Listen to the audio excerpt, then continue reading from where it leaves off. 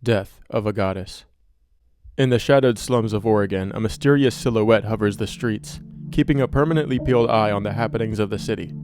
The little rats scurrying around, eating, talking, making friends.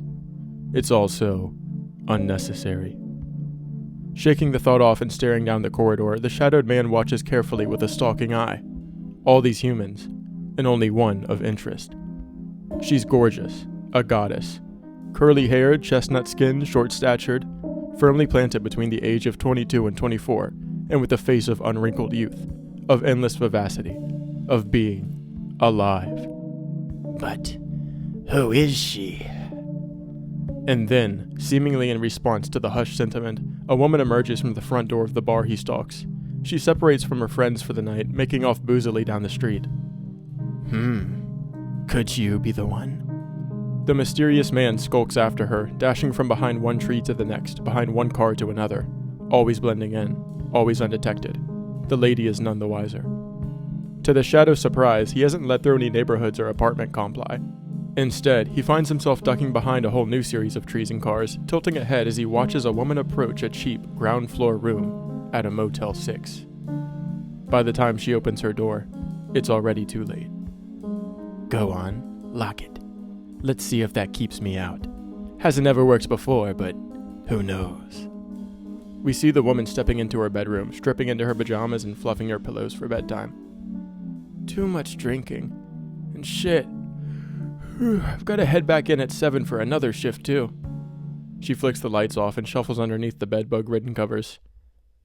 Life sucks. I hope I die in my sleep.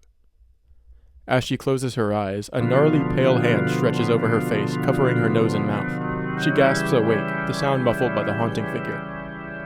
Your wish is my command, but just in case. He leans in, closer than most people have ever leaned in, and takes a deep whiff of the woman. She lays, still frozen in fright, staring up at the assailant. No, this isn't it. You aren't the one. You aren't truly beautiful. With a single motion, he whips a knife out, gleaming in the waning gibbous light. The next second, it's pressed up against the victim's cheek. Now forget I was ever here, and go to sleep. Past the murmuring haze of the Thinker HQ bunker, 4 figures sit quiet and listening.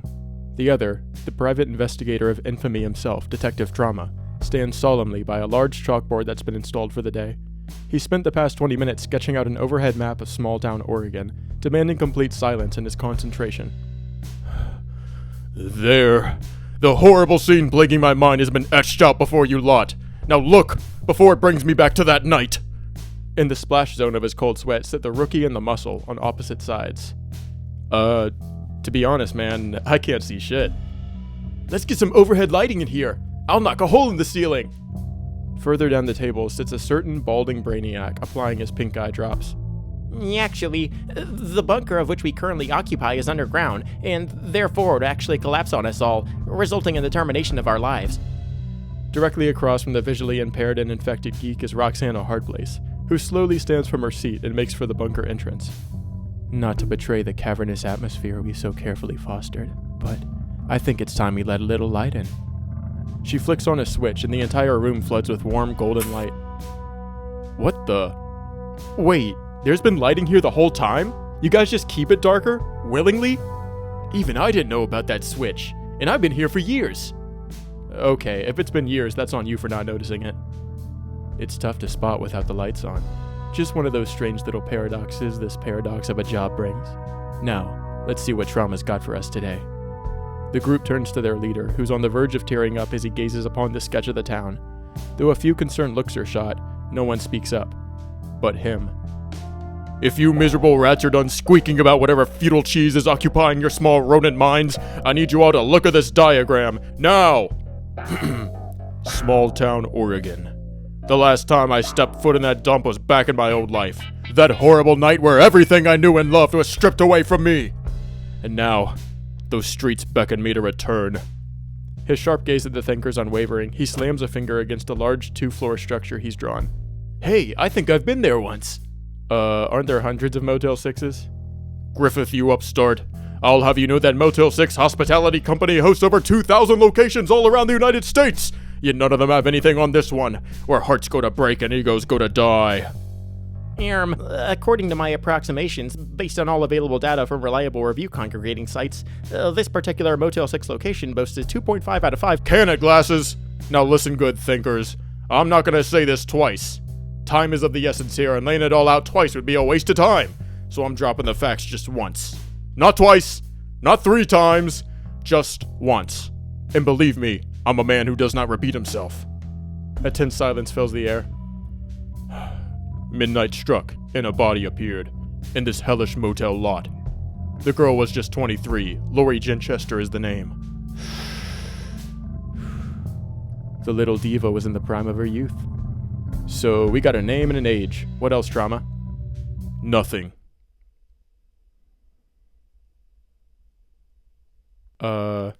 So wait, we've got absolutely nothing. It's gotta be a guy! Only a man could have done this! Again with this? You gotta be kidding me! Quiet, everyone! We need to head to the crime scene right this instant, okay? There's no time to waste dawdling about. Absolutely none at all! I don't want to hear another word from any of you! Not you, Griffith. Are you, Glasses? Same goes for you, Butch. And Roxana. I don't want to cross you. I've heard it's the worst mistake a man can make. But I'm gonna be blunt here. You too are guilty of wasting time. The lady blinks, holding a finger to her chest. Yeah? We gotta step it up in dire situations like these. And I don't care if it takes me standing here all evening and hammering it in over and over, repeating your names till you've all understood. Nah, we're good. But shouldn't we be, Quit your bumbling! Lives are on the line here. I'm not cutting any slack. I know you're inexperienced, but you've got potential, by damn it. Someone with your innate abilities has to understand. But just in case you don't, let me put it simply for you. We have to move. Capiche? Okay. The door to the bunker flies open, and none other than Donna the receptionist comes flying in. Her face is paler than ever, and her jaws drop a meter from the floor. She's clutching a picture close to her chest. It's horrible. There's another victim with her face carved into a smile. Face carved into a smile? What do you mean? Oh, did you not see for yourself yet? Lori Genchester had her face carved into a smile by knife. I gave Mr. Trauma the pictures. I couldn't bear to look at that goddamn Motel 6 parking lot. Those pictures went straight into the furnace, along with all those accursed memories that came flooding back. That's not good. Wait, is that picture of the new victim then? She flips the photo around, and a collective gasp escapes the thinkers of Thinker HQ. The photographed woman before them is the most beautiful human being they'd ever laid eyes on. Gorgeous tan skin, perfect features, and the world's most glistening smile. She's a goddess, living proof that the universe does work miracles. Also, her face has been completely massacred, sliced into a crude, bloody, horrific smile. It's hard to notice this, though, with all the perfection on display. Huh. Well, I don't know about y'all, but she's everything I've ever wanted. Something seems off, though. She's been completely mutilated. Shit. If she looks this pretty after getting massacred, she must have been impossibly hot before. It seems so. Reminds me of my ex-wife in a way. Before that night. But that's just a distant myth to the grizzled husk before you now. What was this perfect chick's name? And, where did her body show up? Her name is Kiah A.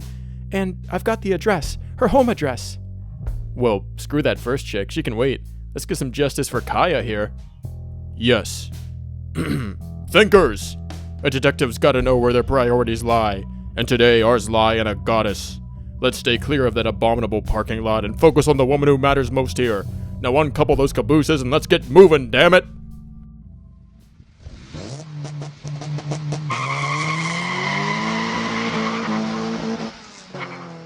After exiting the Thinkermobile, the Elite Five pour into a humble little dry-walled house, where an atrocity awaits on a blood-soaked bed.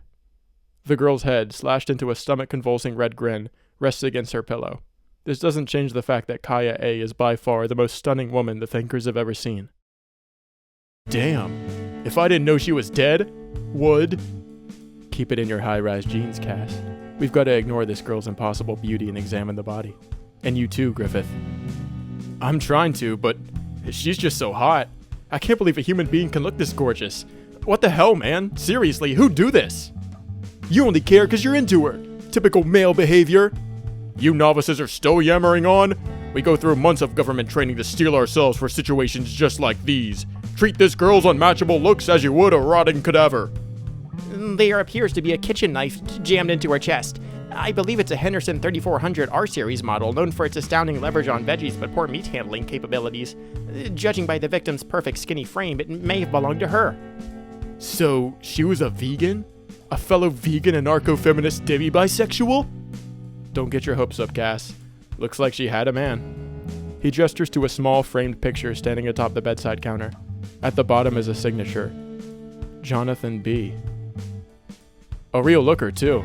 Look at him rock those snake bites. And that jawline to curls ratio. Damn.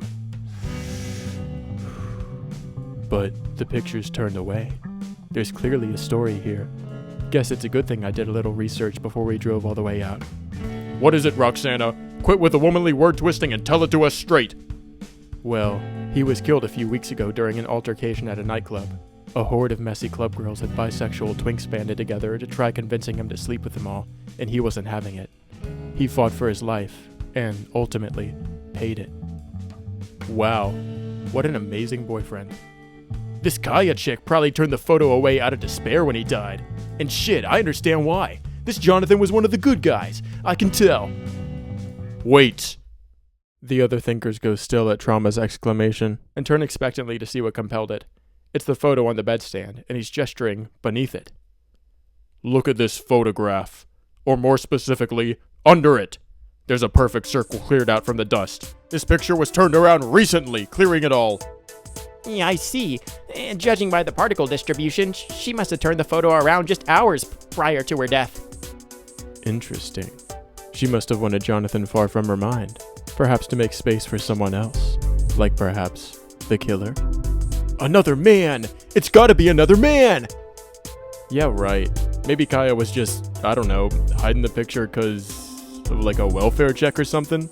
You know, lost the guy of her dreams, starts going crazy, family gets worried. Then that's my answer. The killer was a male welfare checker. Let's hunt one down, quick! Roxana places a hand on Butch's shoulder, shattering the Bechdel test. Let's not, Cass. We need to focus on the facts here, you and I. That's right. It's hard for us women to do that sometimes. Right. Being a woman is hard. Now, we need to focus on the carving in the victim's face. It's quite unusual, isn't it? Our killer had a morbid mystique to their methodology. That's one way to put it. They mutilated this poor perfect girl. They must have been an expert to get her looking like this. Actually, our sample size of one is too small to deduce any reliable information. If we were to examine another desecrated victim, we'd be able to compare and gauge whether the killer's a professional after all. Let's go then, to that Motel 6 lot where Leslie Jinkerston is. No! A shout brings the clamoring group to silence. Detective Trauma is standing, huffing with the smoky fumes of a murky past. I can't go back there, not after what happened on that rainy night all those years ago. I'd ask, but I don't think we have time. She was everything to me, my wife was. My other marital half. The one who wore my ring. The other name on our marriage contract. And eventually, our divorce contract. That Motel 6 lot is where she dumped me last. Kicked me from the passenger seat and left me drunk and alone in a puddle. Revisiting that place would be like revisiting the worst moment of my whole grizzled life. But boss, we're under your command. You're on supervisor duty, Roxana. I'm going back to the bunker and cutting the lights out. I'll solve this case from there. Without another word, Trauma bolts from the bedroom, stumbles out into the driveway, and crawls into the trunk of the police truck, where he may shed his tears in peace. The others exchange shrugs and follow suit. After dropping their boss off, the 4 remaining thinkers finally arrive at the parking lot, where all traces of the body but a white outline are gone. A forensics worker there shows them all a photo of the victim, Lori Ginchester, and sure enough, her face is carved into a grotesque grin, dripping with blood. Nearly identical handiwork to the first cadavers. It may look a bit different, but that is due simply to the other victim being much more physically attractive in every conceivable way. Yeah, that Kiah chick was too good for this world. Had a cute ass, too. Room 70 is a torn-apart mess. Bloody clothes are strewn across the floor and the sheets are in disarray. So, looks like our actual crime scene is smack dab in front of us. Miss Ginchester was killed right here. This bedroom's got nothing on that other girl's. This is a motel room. Anyway, shouldn't we check the security camera up there? Wouldn't it show the crime? Good eye, kid. I requested a tape on the way in. And our hotel manager should be showing up in 3, 2, 1. Suddenly, a stout man bursts in waving a VHS tape around. He gets the thinker's attention and then crams it into a flat-screen television at the foot of the bed. Look! I've rewound it to the footage of the crime! Seconds later, a crackling audio track rises into play. The screen, however, stays black. Oh, damn it! I knew I should have had that camera fixed. We only have the audio recording. Quiet, Manoid, we're trying to listen! Beyond the silence of the room, a soft shuffling emits from the television speakers. And then suddenly, a voice. Life sucks. I hope I die in my sleep. Wait, was that the dead chick? Yeah, actually, she wasn't dead at the time. Shut up, glasses! The audio continues playing, and a brief struggle is heard, with the muffled screams of the victim filling the air. And then... Your wish is my command, but just in case. No, this isn't it. You aren't the one. You aren't truly beautiful. Now forget I was ever here, and go to sleep. And then, the tearing out of guts is distinctly heard, followed by heaving and a dragging sound. I knew it! A man did this! Only a penis haver could have done something so horrible to a lady. My radical feminist beliefs have been reaffirmed. So, the killer just hauled her away and threw her off the balcony? Why the hell would he do that when he left that hot chick in bed? Oh, Mr. Manager, I have a question for you. The man's face instantly goes red, all of his blood rushing to one head or another at the sound of Roxana Hardblay speaking his name. Yes? Be a good boy for me and answer my question. How did you determine the victim's identity? It was simple. I simply remembered. She's been staying at the motel for months and pays in cash up front each week. That's why I remembered her name and room number. I helped the police out. Even they didn't know who she... Oh! That's for remembering a poor innocent woman, you freak! Let him be, Butch. His eyewitness account is coming in handy here. If the police couldn't identify the victim herself, that means her wallet wasn't on her. So, the killer just stole it? Wait, don't tell me this is all just part of a fucking theft. Far from it. Stealing her wallet was simply an act to throw police off by obscuring the victim's identity. Perhaps our killer saw the camera in this room and thought his best bet was to try and pass her off as some random woman, not a tenant here. Yeah, and no wonder. She must look like a totally different person with her face all disfigured like this. Wait, that makes it even worse you remembered her. She punches the manager again, and this time he falls to the floor unconscious. Huh. Well, good thing the security camera isn't working in here. Let's cut to the chase here. Glasses, compile the evidence, please. Compiling. Ugh. Both victims had smiles carved into their faces, and both victims were attractive, tan-skinned, physically similar 23-year-old women, though one was significantly more attractive than the other. The killer is an intelligent male, motorically precise and seemingly remorseless in his killing, and mentioned the victim was not the one. Sounds like he's searching for the perfect girl. But was that Kiah girl seriously not perfect by his standards? That's just insane. True. That fact alone is enough to rule the theory out. The room falls into a sudden silence as the motel manager snores on the ground. Griffith scratches his head. So, any other ideas, guys? Or should we just head back to base? I call shotgun! Back to base it is then. Back at Thinker HQ, Detective Trauma is clad in his favorite Snuggie and laying back in the pull-out couch he had installed for episodes like this. His wife. She was all he could think about on a case like this. A case where someone lost their life in that Motel 6 parking lot. Because he, too, had done the same in a way all those years ago. Only, his lifeless specter walked away from that parking lot unscathed. He readjusts his undercarriage and crams a large spoonful of Ben & Jerry's The Tonight Dough starring Jimmy Fallon ice cream into his mouth.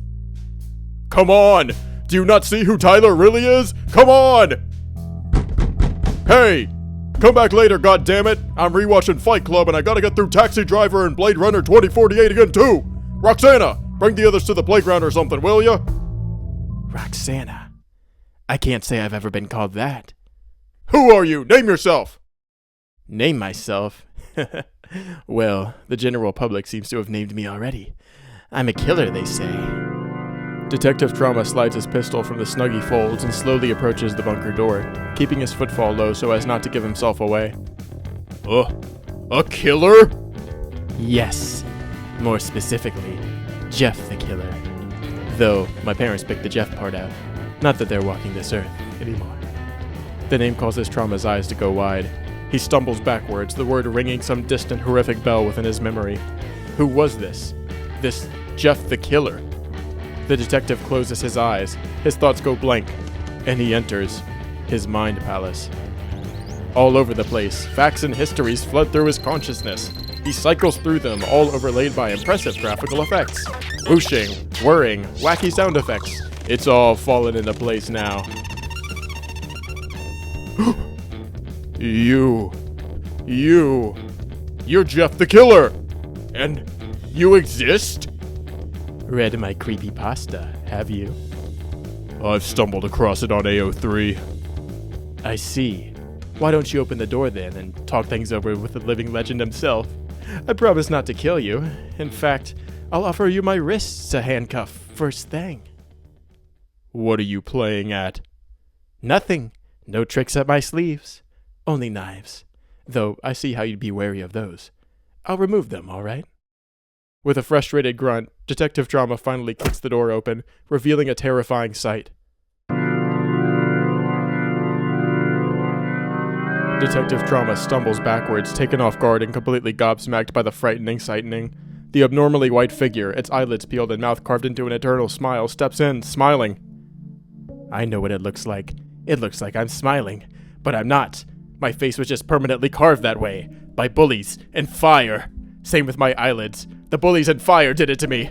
I had to take revenge, so I killed my parents or something, and then went on a rampage. Some young aspiring journalist tried to document my crimes, but their work was mistakenly perceived as fictional and gained notoriety on websites such as DeviantArt, AO3, and Wattpad. So, despite what it looks like, you're not smiling.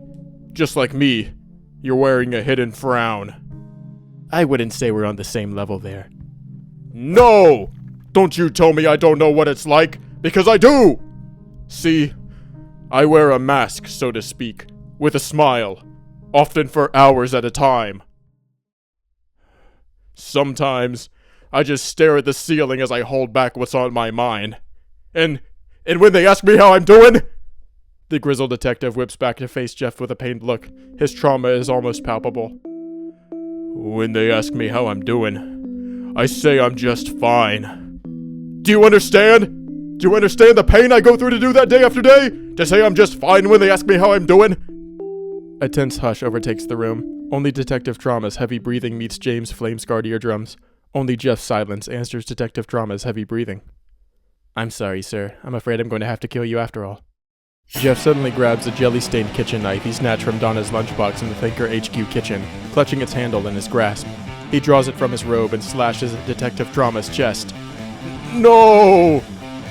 The door to the Thinker HQ bunker is abruptly knocked down, and in dash Roxana, Griffith, Butch, and Glasses.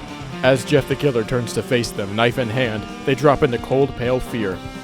Except for one. Roxana swoops through the air, catching Jeff the Killer in a vice grip with her legs. Heh. Looks like you're caught between a rock and a hard place. Yeah! Show that man who's boss! Guys, is no one commenting on that thing's face? Actually, commenting on the facial deformities of others is looked down upon in most civilized societies. That might be one of the worst lies I've heard before. And believe me, I've heard a lot of bad lies. Shut it, you! Fugitive thinkers, listen up! I could have gotten stabbed there and you all would have burst in seconds too late. That's a failure as far as I see it. Your leader could have died. Oh, believe me, if I wanted to kill you all, it'd still be so easy. Quiet, you. Now listen, the rest of you. We've clearly got a rusty cog in our system if we're failing to get where we need to be in time. We gotta make changes to shave down on time. Now I have a hunch, a suspicion I ought to say, that one of you's wasting needless time for us all. I've got an inkling that one coward in this elite group who's mooching off the hard work and dedication of the rest of us is kicking back and doing jack shit! All of a sudden, the door to the bunker creaks open. Donna appears contrasted against the inner office's light, holding a tray of fajitas. Oh, Mr. Trauma, I've got your snack ready, but I think someone took the knife. Am I coming in at a bad moment? Do you need privacy? You can just leave them on the table, Donna.